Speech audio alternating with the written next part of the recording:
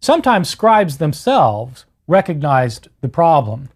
There's a famous manuscript called Codex Vaticanus. It's called that because it was found in the Vatican Library. It's a very extensive manuscript of the New Testament. That's a high quality manuscript from the 4th century. And there's this interesting phenomenon in Codex Vaticanus.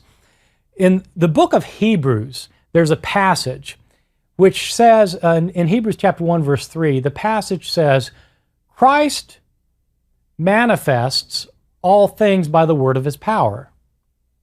But the scribe of Codex Vaticanus didn't, the scribe of Codex Vaticanus actually wrote, that's what the scribe wrote. He wrote, Christ manifests all things by the word of his power.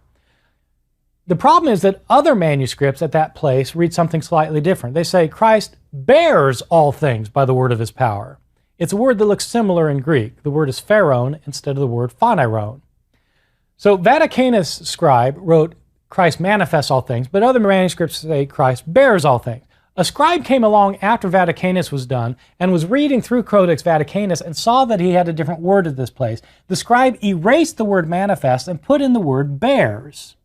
Similar sounding word.